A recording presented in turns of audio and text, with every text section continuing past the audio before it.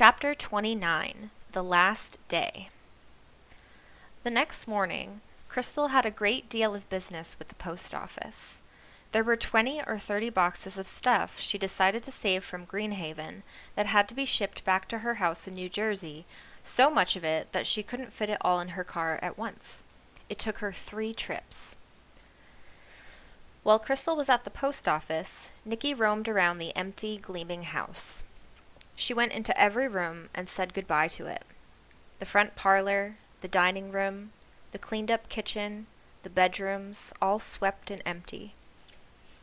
In the west bedroom, she waited to see if she might find a trace of the sadness that had washed over her great-grandfather, the grief left there from all those years ago. But all she felt was her own sadness at leaving this house behind. Finally, she went up to the 3rd floor. Here, the 2 trunk rooms were still crammed with the things of the past, waiting for Crystal's decisions. The nursery was empty, but as she stood by the window seat, she could almost feel the presence of the beings she encountered there. The letter writers and journal keepers, those who had taken pictures and had their pictures taken, those who had made scrapbooks and saved postcards and lived their lives in this place. And with an ache, she felt the bouncing, wriggling, eager spirit of Otis. Down below, the doorbell rang. She was the only one here, so she'd have to answer it. She went downstairs to the front hall, and when she opened the door, there stood Amanda with her suitcase. She looked terrible. Her hair was falling out of its barrettes, her skin was broken out. On her face was the look of someone expecting to be shot in the next 3 seconds. "I don't want to talk to you," Nikki said. "No, you have to let me," said Amanda. Her mouth wrinkled as if she was going to cry. "I have to tell you something." "You killed Otis," Nikki said. She swung the door hard, but Amanda put her hand out to stop it and took a step in through the doorway. "But listen," she said, and now she was really starting to cry. "I thought it was right. It was a sacrifice. It was so hard to do it. But Mrs. Beeson said the harder, the better. If it's the real, real hard, you know it's right." That's what she said. She looked imploringly at Nikki, but Nikki glowered at her at her. "And," Amanda added, "everybody else was giving up their dogs, so I thought it must be right." Nikki turned her back on Amanda, but she didn't try again to close the door. She went into the front parlor and sat down on the bare floor with her back to the wall beneath the windows. Amanda followed. "I wish I hadn't done it," she said. "I've been thinking about him all this time, out there in the snow." She actually said, "snow, oh," because a sob came up inside the word. She lifted up the hem of her sweater to wipe her nose. "Well, how come you changed your mind?" Nikki said.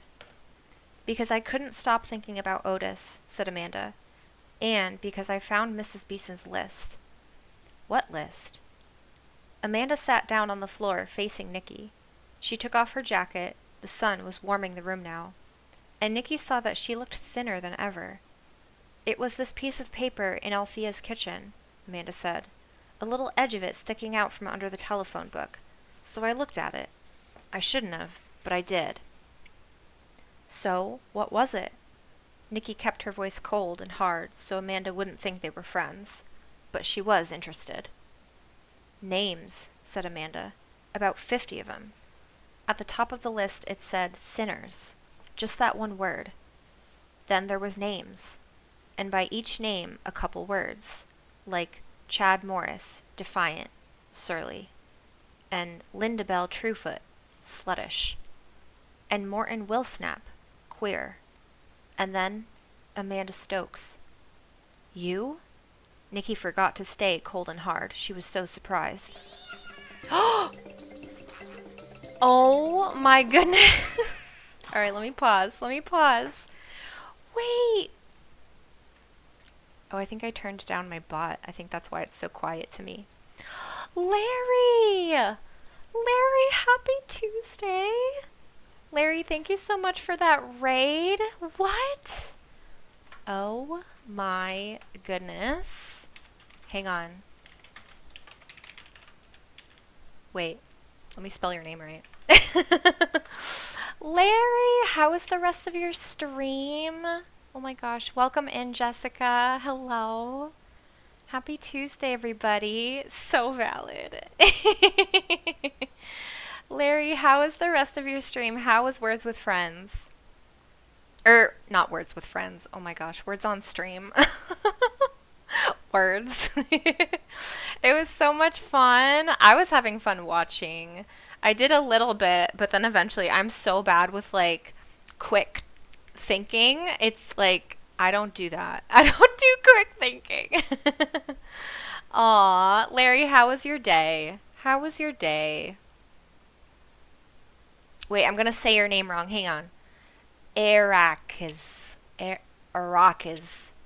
Hello, welcome in. Happy Tuesday. Please let me know how to say your name.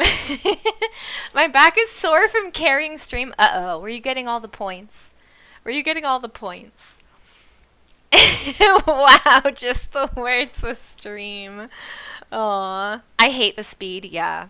Speed, like anything with a timer gives me so much anxiety and like just the feeling of being under pressure. I hate it. I hate it. Aw, but Larry, how are you? I never actually asked that today. How are you? Timers are a nightmare. Yes. I don't like them. We don't need to be timed.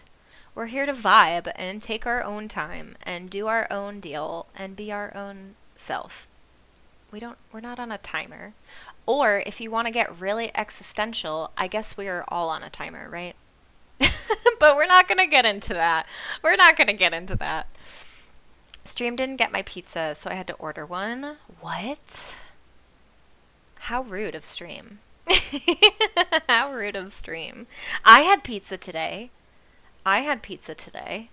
But microwaves work on a timer? I guess so. Hugh, welcome in. Happy Tuesday. I saw your hydrate. Let me hydrate. Did Nikki sell the house yet? Oh my gosh. Wait, okay, so can I call you Ara? Have you read these books before? Have you read the City of Ember books? She's so real. I'm not here though. Are you not? Are you just what's it called? Like an echo of my imagination here in my stream? Was I thinking about you and therefore projecting you? Arrakis. Okay, I'll remember. I'll try to remember. Let me clarify. I will try to remember. Okay, Arrakis. Got it. Let's go. Thank you for letting me know. And guess what, everybody? Hi, I didn't introduce myself. If you don't know me, my name is Coley, or as Larry likes to call me, E. coli. Hi, I'm a variety streamer. Lots of cozy things here. And I have a raid video since I don't know how to words. So please enjoy, and I'll be back in a couple minutes.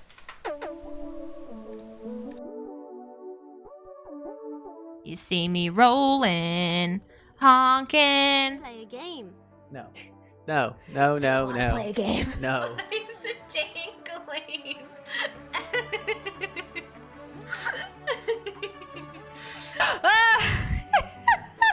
Stop. Wait. Stop. No. Okay. Listen. Did he just suck me? Alright. Somewhere in this room is an explosive device that will blow your brains to smithereens. Let's go. Ah! Hungry. I'm so hungry. I'm gonna get hangry soon. It's gonna happen. Hangry Coley is like, I will cut daggers into your soul. Oh my god. Keep going! Am I supposed to fall there? Hope not. Oh my god!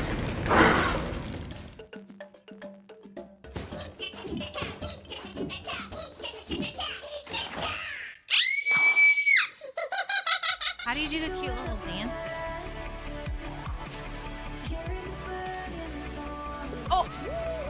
I didn't mean to jump.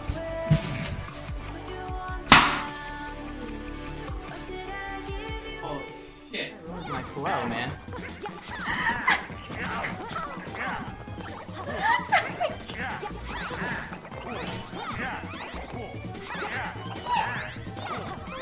Why are you on the ground?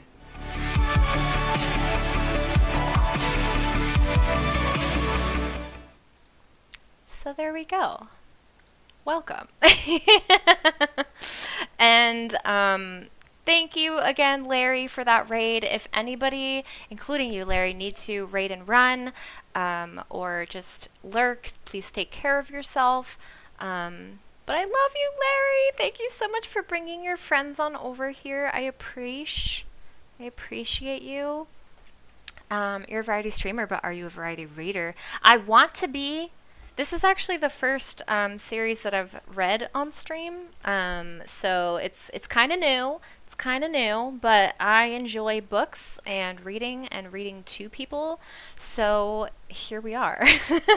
I also do art streams, which I'm going to be doing an art stream this Thursday. I draw Pokemans, so if that's something you like to vibe to, we have a good time. I'll be making foodies, but listening and lurking. Heck yes, Larry, you are a queen. Thank you so much again for that raid. I love you. Did you get book 4 yet? No, but I'm gonna see if I can get it. So I have ways to get it. I have ways to get it. So it's good. The perks of working at a library, right? The Culture series is amazing. Should be considered for your next book series to read either on or off stream. The Culture series. Oh, I don't know if I know that. Who's the author? Z to lib is the way. I don't know what that is. I don't know. Or, yeah, I don't know what that is. I don't know what that is. But I'm going to look into it. We have our ways. We know the way. We know the way. Okay, I'm going to write that down. I'm going to copy and I'm going to paste it. All right. There we go. So that way I can look into it later. I have a couple ideas of what I might want to read on stream next.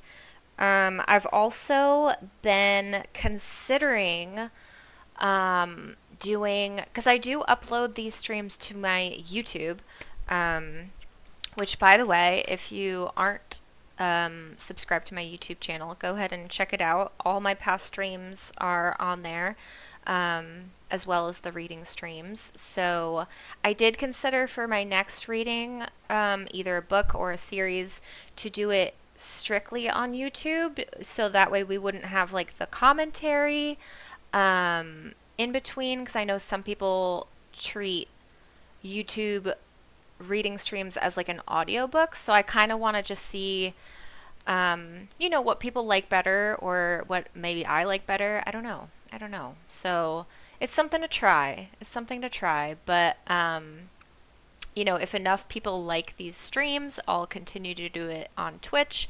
Maybe I'll do kind of both. Maybe some books I'll read on stream and some books I'll read strictly for YouTube. I don't know. I'm still trying to mull it over, but just for the books, let's go. I love that. But yeah, so thank you again for the raid. Let's continue with the reading. We are pretty close to the end, so if you don't want spoilers for the books, maybe lurk. But so this is book 3 in the City of Ember series. There are 4 books in total, and we've already read the first 2 on stream, so here we go. Okay, Muting, you're doing great. Thank you, Hugh. Thank you so much for being here. I appreciate it. All right, let me see where I was. Okay. So, Amanda Stokes found her name on the list. You? Nikki forgot to stay cold and hard. She was so surprised. Yeah, and after my name, it said disobedient. How could that be true? Amanda's voice rose in a wounded wail. I always did every single thing she told me to do. You sure did, said Nikki, going hard again. Except for one thing, which was I bought a couple of those romance books I like to read. She found them and scolded me. They'd sway me in evil directions, she said. What's supposed to happen to the people on this list? Nikki said. Bracelets. It said that at the bottom. They're all supposed to get those bracelets. Even me.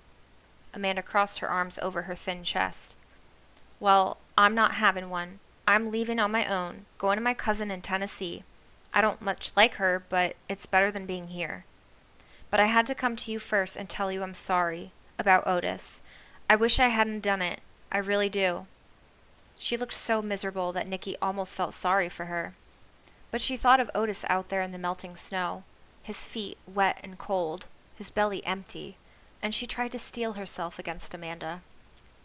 So, do you forgive me? Amanda said. If you could get Otis back, I might, said Nikki. But I can't. I'm catching a bus in 20 minutes. Amanda actually clasped her hands together and held them up under her chin, like someone in an old-fashioned picture. Please, she said. And Nikki remembered that she, too, had wanted to do whatever Mrs. Beeson told her, that she, too, had wanted very badly to be right, and also that she'd been just a hair away from pushing Amanda down the stairs. So she looked at Amanda's tear-stained face and hauled up forgiveness out of herself. All right, she said. I guess I forgive you. It was a grudging forgiveness, but the best she could do. Amanda sprang up. Thank you, she said. I'm going now. Right now? Said Nikki. You mean you left the Prophet by herself? It doesn't matter, Amanda said. They'll find someone else to take care of her. But you left her alone? She's alone right now? She is, but it's okay. She's just sleeping. Amanda picked up her suitcase and went to the door. Bye, she said, and she walked away. Nikki watched as she went down the sidewalk, moving with a sideways tilt because of the suitcases. And as soon as Amanda was out of sight, she threw on her jacket and dashed out the door, heading for the Prophet's house. End of chapter 29. All right, there's only 2 chapters left after this. I believe there's an ad going right now, maybe, so I'll try to pause, as long as I can, at least for the next minute or so. I'll take another hydrate break. Here's an experiment to try it. Clone your voice and upload it to YouTube. This will cost you per minute, but you can run the math of ad revenue versus cost to make video. Interesting thought. Ugh. No, but I do really want to try to see what works out better for everyone, I guess. I mean, I know you can't, please everybody, but it's something to think about. Oh, now the ad comes. What the heck? All right. Well, I guess there's an ad going now. So, let me try to stall. I'm pretty good at stalling. I stalled in a Pokemon game and actually won because of it, so there's that. But yeah, otherwise, I don't think I have anything to really talk about. I feel like I've talked about everything so far. But yeah, if you're lurking, hi. I appreciate you lurkers. I'm a big lurker myself. I like to lurk in a lot of places. That sounds weird. On Twitch. I like to lurk on Twitch. So there we have it. But I hope everybody's having a wonderful day. I do have a new emote that I just released last week. It's pretty awesome. I made it myself. I love it because I say listen a lot. So it's a new thing and I really like it. Plus I have a lot of animated emote spots to fill up, and so it was a nice chance to add that to the mix. All right. You guys are almost back from an ad break, so perfect timing. I feel like I stalled pretty well. And here we go. Chapter 30. Nikki and the Prophet. Nothing was moving around the house on Grackle Street except for a bird that fluttered around the empty feeder and then flew away, disappointed. Nikki tried the front door and found it open. She stepped into the silent house. No one was in the living room, so she went down the hallway, looking into all the rooms, a kitchen, a study, a bathroom. No one was in any of them. At the back of the hall was a flight of stairs, and she went up them. At the top, she found herself facing 2 doors. She hesitated a moment. Then she chose one of the doors and pushed it open. She saw a room full of books, shelves to the ceiling, books on every shelf, and at the end, a big soft armchair by a window. Books on the floor, books on a desk, the chilly light coming in through the glass. Outside the window, another empty bird feeder, but no one there. So she backed out and tried the other door, and when it opened, she saw that she had found the prophet's room. What had she expected? A dark den? Something like a church with holy paintings and statues of angels? It wasn't like either of those. It was an ordinary room, with a bed beside a tall window. The window was closed, the air was stale. In the bed was a woman with a ripply light brown hair spread out against a pile of white pillows. Her face was small and pale, and her huge frightened-looking gray eyes seemed to be staring past Nikki, or through her. Her mouth was partly open, but she didn't speak. Nikki stepped in. Her heart was pounding like a drum. She hadn't thought about what she would say when she saw the prophet, and now her mind went blank for a moment. "Ms. Prophet," she said, "I have to ask you," she began. The prophet didn't move. Was she listening to her? Did she even see her? Nikki started again, louder this time. "Ms. Prophet, I'm Nikki. I have to talk to you."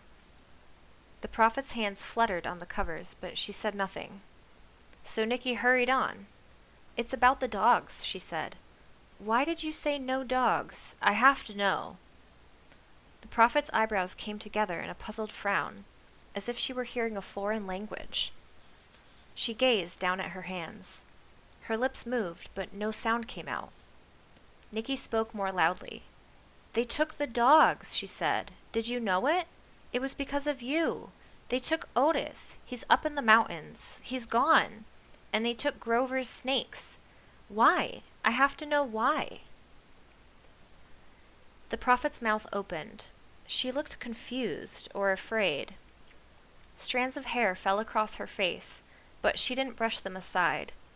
Suddenly, Nikki couldn't bear it.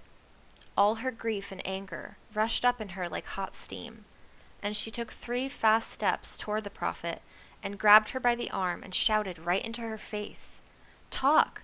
Talk! You have to tell me why they took the dogs. You have to!" At that, the prophet finally spoke. "Dogs?" she said, in a feeble voice. "Dogs?" "Yes," cried Nikki, shaking the prophet's arm. "Mrs. Beeson told us the dogs had to go. She said we shouldn't love dogs, we should only love God. I don't understand it. I want you to explain it." For a second, the prophet gazed at her with burning eyes. Then she sank back onto her pillows and went silent again. Nikki let go of her arm. It was hopeless.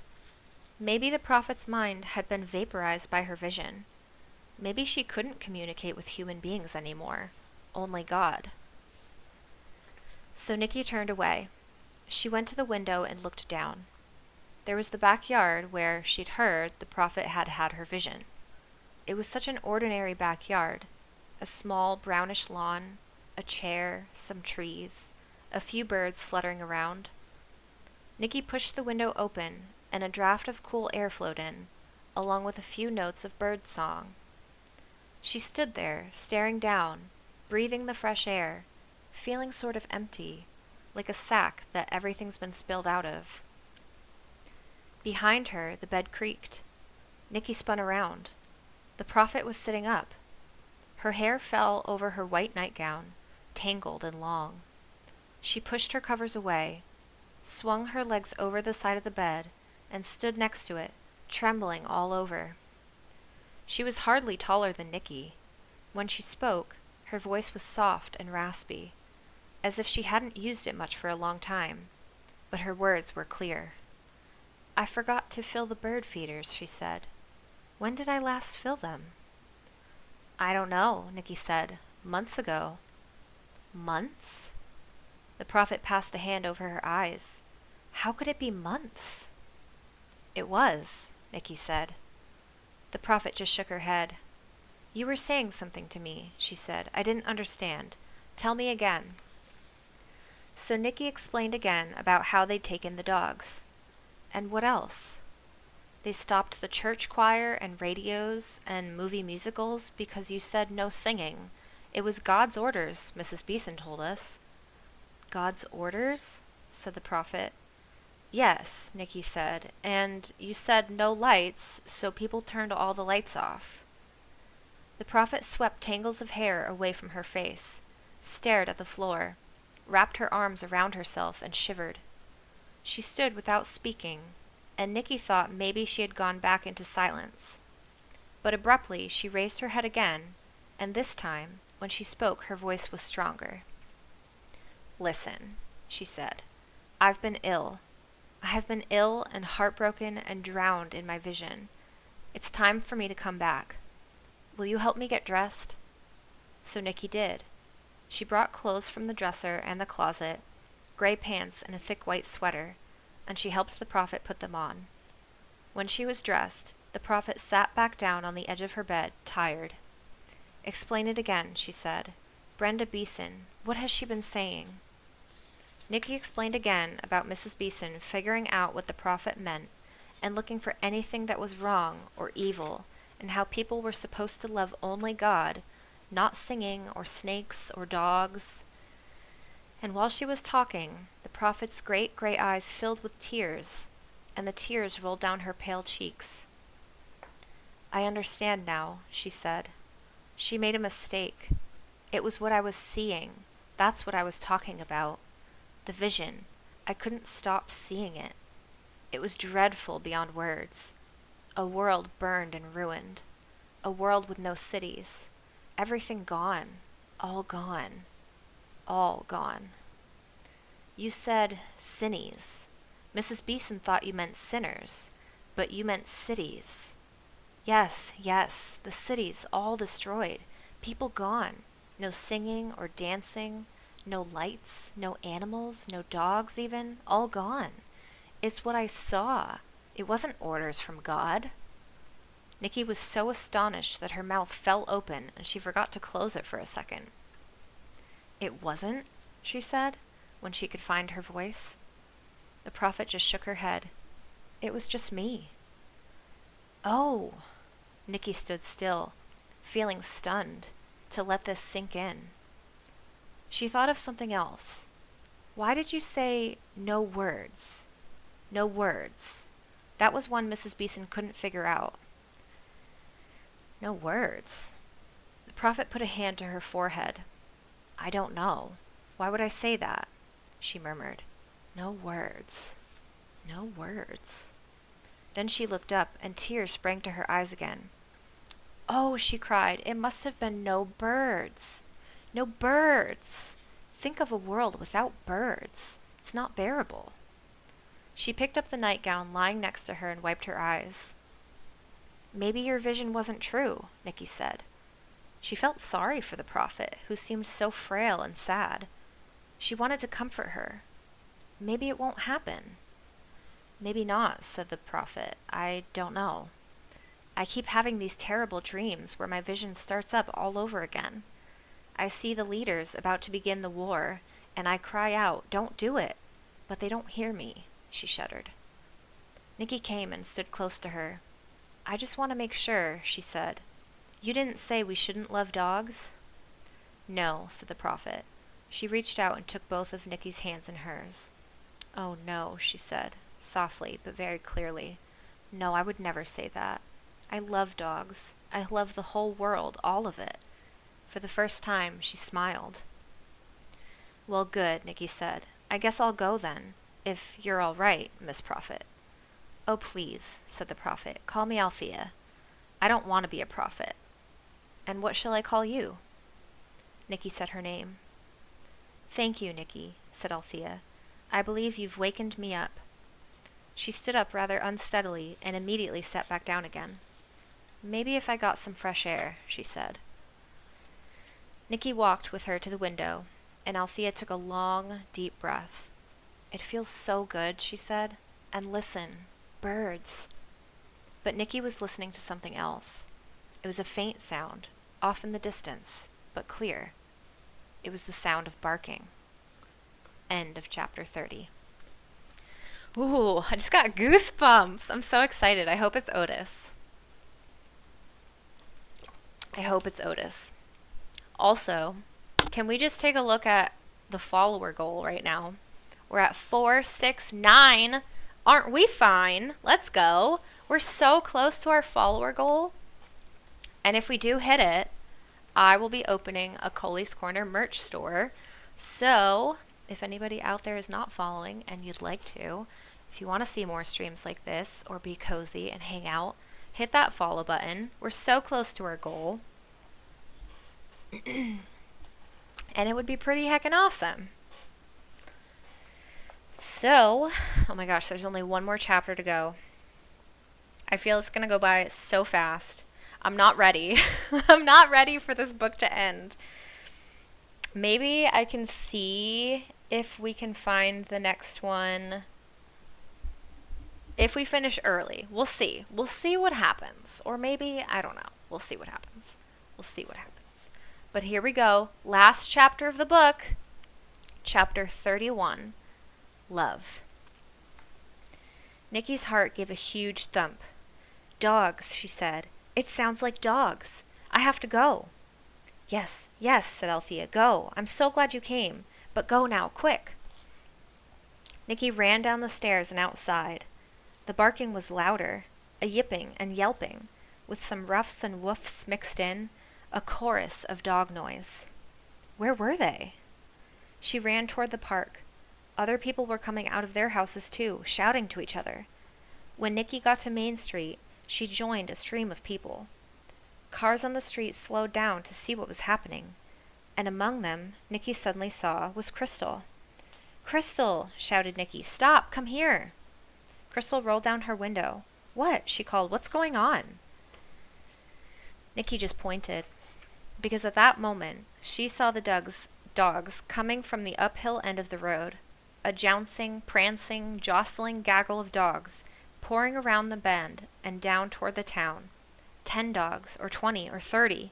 She ran toward them, and in just a few seconds the pack was all around her, streaking by, and she turned to race after them. Otis, she screamed, trying to make out his small body among the flail of legs and tails. Otis, where are you? They were coming through downtown now, and people burst out of the stores and halted, open-mouthed, on the sidewalks.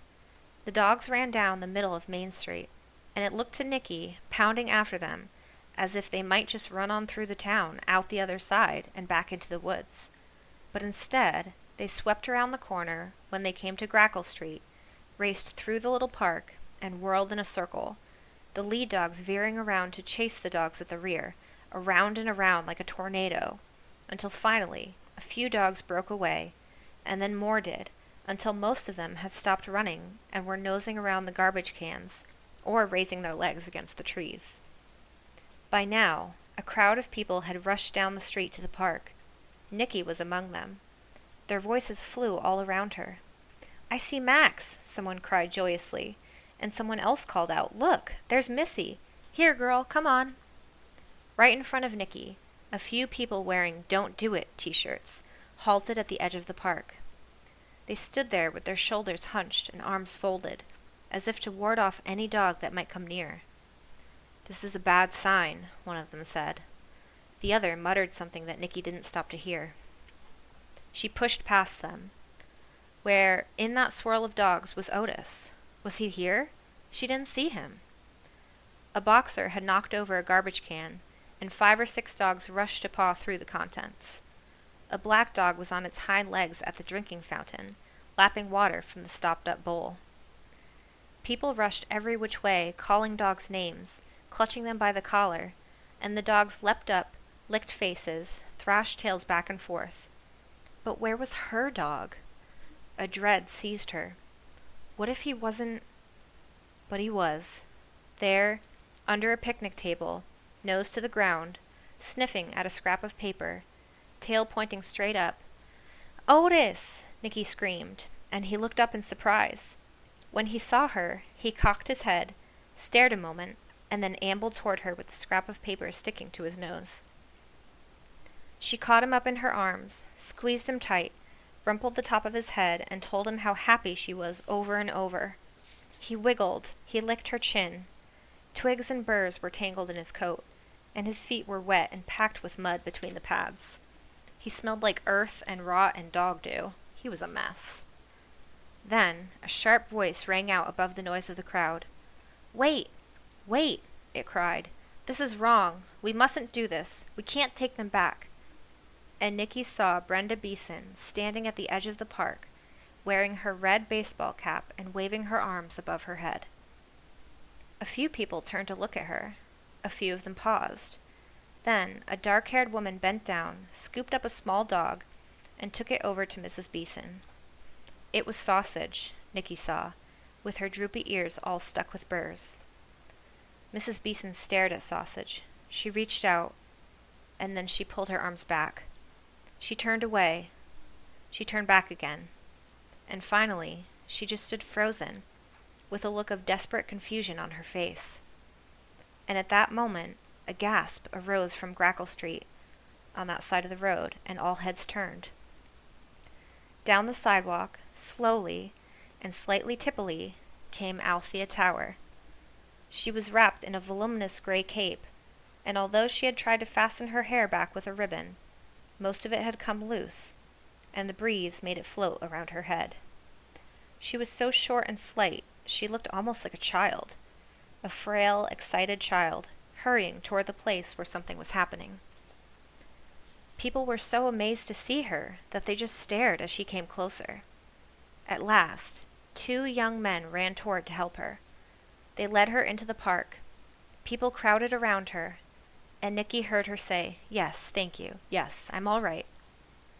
A girl came and shouted at me. That girl right there. She pointed at Nicky, smiling.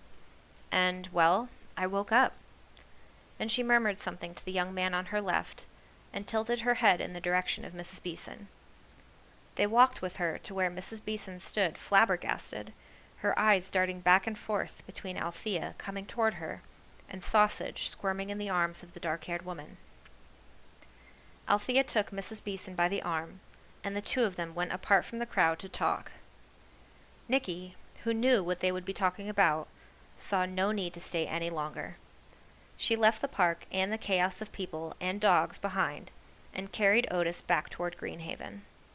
When she was halfway there, Crystal, who had driven home and parked the car, came running toward her. "What in the heck is going on?" she said. "The dogs are back," said Nicky. "Look, this is Otis." Crystal stooped over and looked Otis in the face. He opened his long pink mouth and yawned at her. "Cute," she said. "I'm keeping him," said Nicky. "I don't know," said Crystal. "Does the building you live in allow?" "It does," Nicky said, though she didn't know if this was true. She didn't care. She'd make them change the rules if she had to. If they wouldn't, she'd make her mother move. "Well," said Crystal. But she didn't argue. Back at Greenhaven, they put the last of their belongings into their suitcases and carried them out to the street. The sun blazed down, glinting off the car and the scraps of snow still left from 3 days before. They put their suitcases in the trunk. "I have to stop at the real estate office on our way out," Crystal said. "Just for a second." While Crystal was in there, Nicky sat in the car with Otis on her lap and picked the stickers out of his fur. Dirty as he was, and smelly, she adored the feel of him leaning against her. After a while, he got sleepy and lay down with his head hanging sideways over her leg. And she adored the way his mouth looked upside down, with his black lips and the tips of his teeth showing. She picked the dried mud out from beneath the pads of his feet, and didn't mind at all that she got dirt under her fingernails. Crystal came out of the real estate office quite a while later, just as Nikki was starting to wonder what was taking her so long. Len was with her. When she got into the car, she rolled down the window, and he bent over, curling his hands over the windowsill. "So, I'll let you know," he said. "It should be tomorrow or the next day." Crystal nodded. I don't even know how to feel about it," she said. "But you'll call me." "Oh yes," said Len. He looked at her in a meaningful way. "Oh yes, I'll call you. Never fear." Crystal smiled. She put one of her hands over one of his. "Goodbye then," she said, looking up at him. And quickly he poked his head a bit farther through the window and kissed her on the mouth. It was just a peck, but even Nikki, with her limited experience of being in love, could feel that it was quite thrilling to both of them. Crystal pushed the up button to close the window. She put on her sunglasses. She stepped on the gas. They sailed down Main Street and out of Yonwood. "What's he going to call you about?" Nikki asked, as they rounded the curve toward the highway. "The offer on the house. Looks like the Hardesties are vacillating. They found another place they think might be better for their purpose. They might withdraw their offer." "Then what?" said Nikki. "I'm not sure." Crystal accelerated and merged with the traffic on the freeway. "It depends on... I don't know. We'll see." They rode in silence for a while. Nikki worked on getting a twig untangled from Otis's ear hairs. Then she said, "Len sure likes you." A small smile appeared on Crystal's face. "I know," she said. "I like him too." "Is he going to come to New Jersey and be your boyfriend?" "Oh, heavens," said Crystal. "I don't think so." She stepped hard on the accelerator and passed two slow trucks. Still smiling that small smile, she glanced over at Nikki, who was working very slowly on the twig, trying not to pull Otis's hair. "I think you're in love," she said. Nikki looked up, startled. "With that pup," said Crystal. And with a sort of shock, Nikki realized it was true. She had definitely fallen in love with Otis. This was being in love, wasn't it? Looking forward to seeing him every day, feeling like a hole was ripped in her heart when he was gone, jumping for joy when he came back, not minding if he smelled bad, wanting to take care of him, actually liking the dirty and funny-looking parts of him. Surely it was being in love. It was true that she hadn't fallen in love with Grover, the obvious candidate. She'd fallen in love with a dog instead of a person. But that didn't matter. It was still love. She'd apply it to a person later on. They drove back to the city. There, Nikki carried out the good idea she'd had. With Crystal's help, she sold the photograph of the Siamese twins for $350. She added $25 of her own, and she sent that money to Grover. She put it in an envelope with a note that said, "Congratulations, you have won first prize in the Grand Amalgamated Products Association sweepstakes." A few days later, she got a postcard from Grover that said, "A very nice specimen of the triple-fanged magenta-spotted rat snake will soon be on its way to you in the mail. Thank you." Fortunately, no rat snake arrived. It turned out that their building in the city did not allow dogs. But it also turned out that this didn't matter, because of the letter that came from her father the very day Nikki got home. Her mother opened it and gave a joyful shout. "He says his job has been made permanent, and he wants us to come and join him," she said. "You'll never guess where he is." "Oh," said Nikki, "I forgot to tell you. I know where he is. California." "You're right," her mother said. "But how did you know?" "He told me, in those postcards," Nikki said. "I figured it out. I knew he wouldn't be writing those strange PSs for no reason." "They made no sense to me at all," said her mother. "What did they mean?" "If you'll get the postcards," Nikki said, "I'll show you." Her mother brought her the postcards, and Nikki laid them on the table. "Look," she said. "It took me a while to get it, but I finally did. Each one of those messages has a number in it.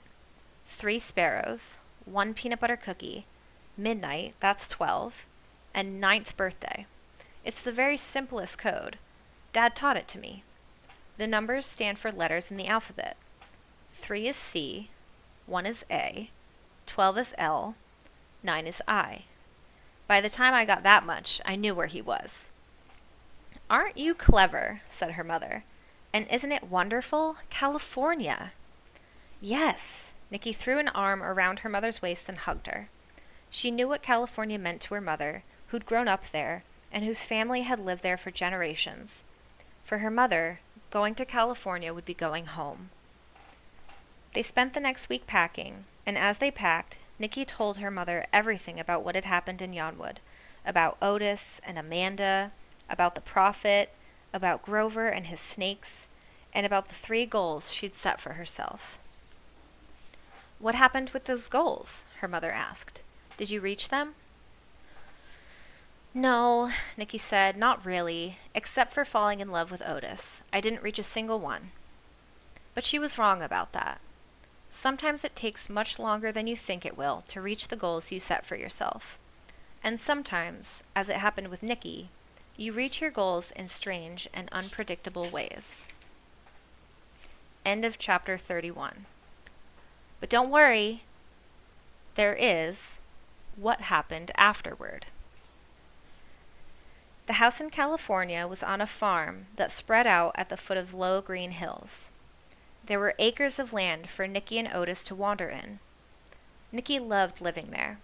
Snow fell in the winter, and in the summer, the fields were full of butterflies. Crystal went back to New Jersey. Len came to visit her there, and she went to Yonwood sometimes to visit him. And it didn't take long for them to decide they were meant for each other and should get married. Luckily, the Hardestys decided to withdraw their offer on Greenhaven, giving Crystal the chance to make the decision that had been slowly growing in her mind. She took Greenhaven off the market, and she and Len moved into it themselves, filling its rooms with the kind of plushy, pale furniture Crystal liked. 4 children followed, a girl and 3 boys, who used the 3rd-floor nursery room for games, puppy training, movie watching, and bouncing on a small trampoline. 2 parakeets lived there and 1 hamster. For the next 5 summers, Nikki flew across the country and spent a month at Greenhaven with her small cousins, and in this way she fulfilled more or less her first goal. The summer Nikki was 12 and Grover was 14, the 2 of them paid a visit to Hoyt McCoy, and he showed them the universe that shimmered on the walls of all his downstairs rooms. Then he took them upstairs and showed them his telescope and whole rooms full of astronomical equipment. I search for signs of extraterrestrial life, he told them. It's difficult to search in this universe because everything is so far away.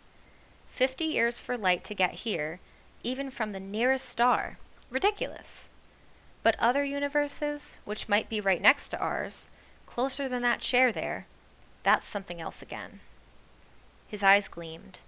Imagine a rift, a crack in our universe that gives us access to another one. Only, for an instant, just long enough to see that it could be done. Would you believe such a thing possible? They said they didn't know. I know, said Hoyt. Not that I can begin to explain it to you. But that winter you were here, Nicole, well, I will just say that certain people in Washington were astounded by what I told them. Washington, said Grover. Astounded? Quite. Astounded enough, at a crucial moment, to put aside certain dire plans. Astounded enough to think that perhaps it was better to explore the world than destroy it. But I'm saying too much. Never mind, never mind. They pestered him with questions, but he would say no more. Nikki always wondered, after that, if Hoyt McCoy had had something to do with preventing the war. People had waited for over a week after the president's deadline, with nothing but rumors in the news. Finally, there came an announcement. An agreement had been reached with the Phalanx nations after all. War had been averted. No countries set off its arsenal of bombs, and the terrorists seemed to fade back into whatever dark corners they had come from. For a while, there were wild rumors that the government had received messages from an alien starship that taught the leaders how to solve their problems. But that was never proven, and hardly anyone believed it. Most people thought they'd come through all right because God was on their side. Brenda Beeson was extremely upset to discover that the prophet's blurry words had not been orders from God. In fact, she couldn't quite believe it. She warned people not to lose faith and to keep up their battle against evil.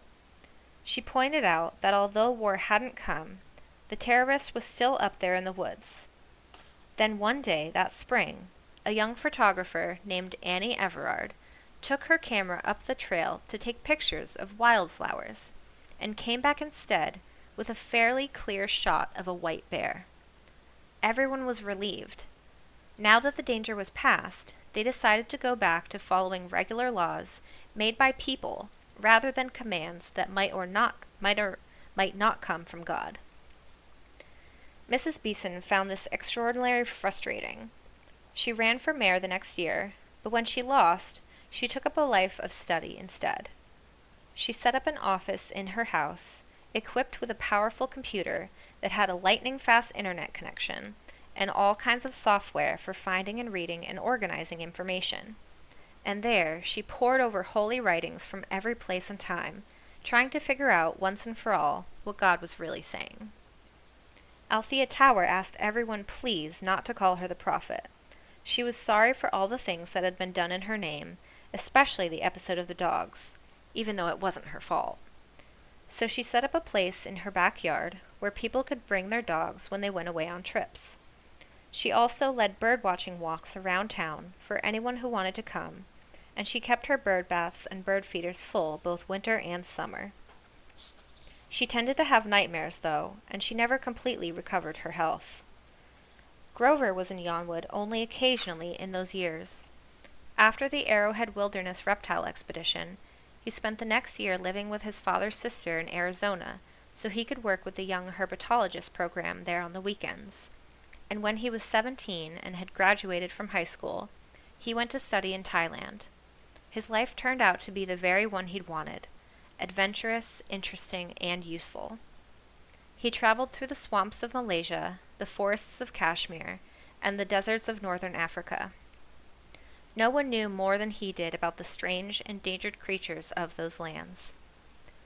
Years later, Crystal sent Nikki 2 newspaper articles from the Yonwood Daily. One was about Grover. He had become, the article said, a world-renowned expert on a previously unknown Amazonian snake called the flame-tongue boa. He discovered that a gland in its throat produced a chemical that could be used to make a powerful painkiller, and the painkiller was now used by doctors all over the world. When Nikki heard this, she smiled to herself, remembering her goal number 3. On that first trip to Yonwood, she had done something to help the world after all. She had started Grover on the road to his discovery. The other article was about Althea Tower. It was simply a brief notice of her death. She had caught a bad flu that developed into pneumonia, and she died at the age of 64. And so the prophet wasn't around when it began to look as if her terrible vision might be coming true after all. The problem was, the conflicts that threatened the world when Nikki was 11 had never really been resolved. For a while, leaders turned to the quest for knowledge, putting their efforts into finding out what secrets the universe might hold, and the world changed in many ways. But time passed, the leaders of one era were succeeded by the leaders of the next, and old fears and differences arose again, fiercer than ever. And so, long after Nikki had grown up and married and had children, after her children were grown and gone, after her husband, who'd fulfilled her goal number 2, had died, that was when the world once again plummeted down toward darkness. Perhaps, Nikki thought, the prophet really had seen a glimpse of the future. Just a more distant future than anyone had thought. What was happening certainly matched the horrors that had frightened her so badly. All over the world, people who believed in one truth fought against people who believed in a different truth, all of them believing theirs was the only real truth, and all of them willing to do anything, absolutely anything, to defend it. Nations readied and aimed their missiles to defend it. They sent their soldiers to take over cities and fight for land, and as the fighting swarmed across deserts and jungles and seas, new diseases broke out, and warring troops and fleeing refugees carried them to one country after another. Hundreds of thousands died. Fear ran like a pack of wolves across the planet, and people were afraid for the survival of the human race. That was when the enormous project that Nikki's father had worked on 50 years before was at last put to use. It was an entire city, built beneath the ground, stocked with supplies and sealed off from the surface so that its inhabitants could live there as long as necessary, safe from whatever was going to happen above. When the human race seemed truly threatened, the government contacted a few carefully selected people and asked if they might be willing to volunteer for this enterprise. Nikki, being the daughter of one of the builders, was among them. She was torn. She hesitated a long time before making up her mind. She loved the world and didn't like the prospect of going down into a dark place and remaining there, probably for the rest of her life. But because she loved the world, she finally decided to go. She was 60 years old after all. She'd had many good years of life, but she wanted to make sure people were still around after she was gone to keep on loving the world. Who would appreciate its beauty and wonders and strangeness if people were gone? So she volunteered. And as she sent off her letter of acceptance, she remembered again her long ago goal number 3, to do something good for the world. She tried her best to help the world during her life, doing the small things that came along. Maybe this was a big thing for her to do, the biggest and the last. Besides, she was curious. What would it be like to live in an underground city? When the day came, she was both sad and excited. On the train, she began keeping a journal. But when the travelers got to the cave entrance and had gone down a long tunnel to the river that would take them to the city, she was afraid the leader would catch her writing. It was against the rules. So she wrapped her journal in a green plastic rain hat, wound a narrow belt around it a couple times to hold the plastic on, and stashed it behind a rock. Maybe someone will find it someday, she thought. It will be sort of a letter to the future. The end.